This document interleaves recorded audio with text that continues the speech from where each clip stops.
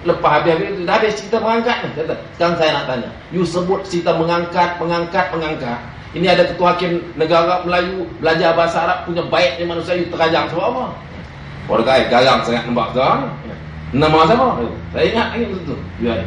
Saya kenalkan diri saya.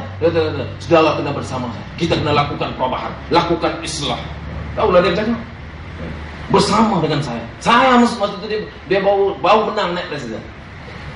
Belum lagi pun timbalan presiden, belum timbalan menteri.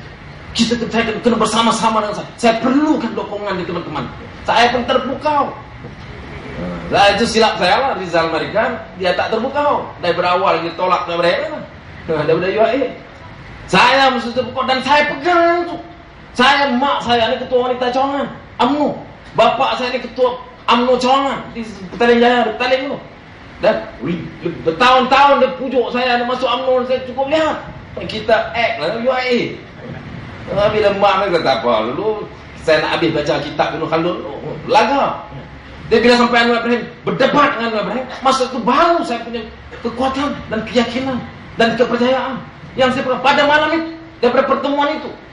Saya buat keputusan untuk bersama dengan beliau, membuat keputusan bersama dengan beliau, dan saya tak pernah khianat, tak pernah belot, tak pernah tinggalkan dia sekarang. Baik masa dia diangkat terus sampai Perdana Menteri dan pelaku Perdana Menteri, sampailah dia dihukuman ke penjara, saya tetap bersama-sama dengan dia. Sebab apa? Sebab komitmen, kesetiaan. Untuk apa? Untuk berjuang mengangkat martabat bangsa. Itu yang saya pegang. Saya nak nyatakan ini sebab ada orang kata, ya kita kena bagi harapan. Mengapa saudara cukup kuat sekarang? Saya tiap hari dapat SMS macam-macam nak maki saya. Mengapa? Inilah harapan.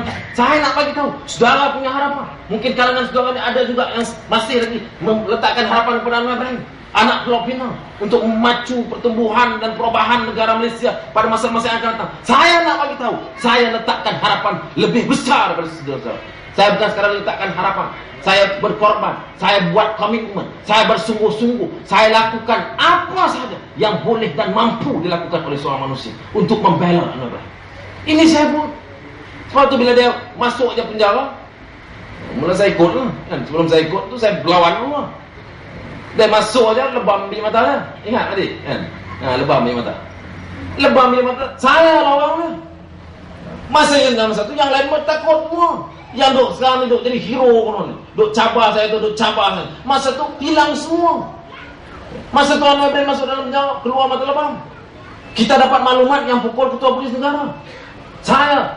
Kita dapat maklumat itu.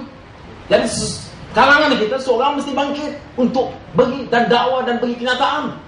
Seorang pun tak berani buat kenyataan. Akhirnya saya yang terpaksa buat. Saya ambil risiko tersebut. Dan saya pergilah luar negara buat. Ada orang kata you lagi, ya nak lagi macam mana? Tak lagi macam mana? Lebam mata Anwar sebelah, lebam mata saya dua belah. Kalau saya tak lagi. Pasal ini nak dakwah ketua polis negara apa main-main. Dan saya pasal tinggalkan anak saya, masa itu bukan umur 10 tahun, umur 10 bulan, 10 hari. Anak saya masa itu baru lahir. 10 hari saya pasal tinggalkan. Itu pengorbanan saya, pengorbanan istri dan anak-anak saya.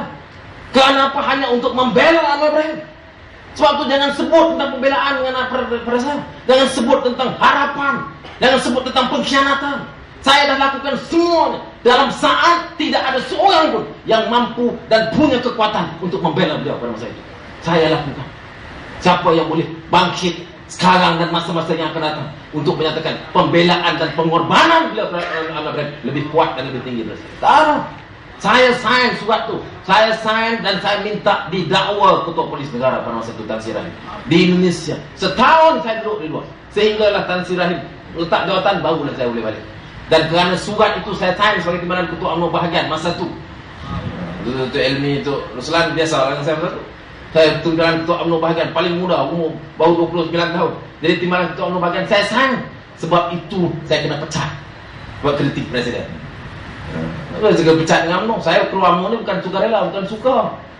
Dalam tangisan kena keluar UMNO ni. Kena pecat. Pasal apa? Membela Anwar Ibrahim. Saya pasal bela. Itu yang saya lakukan. Lepas itu buat keputusan untuk saya balik pulang ke Malaysia untuk tubuh parti. Masa itu adalah kita 3-4 orang. Termasuklah salah seorangnya, orang paling kuat Anwar Ibrahim di Pulau Pinang, Dr. Rahim Gaus. Ingat? Raja nak tes orang Pulau Pinang. Ketua Pemuda UMNO Pulau Pinang nombor 1. Kia Panglima hebat. Saya bukan orang Pulau Pinang.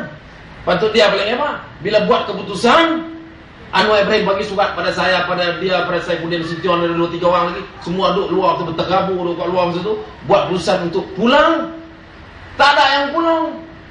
Semuanya enggak mau pulang. Takut ditangkap, diingat. Jadi saya seorang pulang. Balik kena ngap lah, macam mana? Polis dia kesian tengok, dia suruh dia bagi saya balik rumah.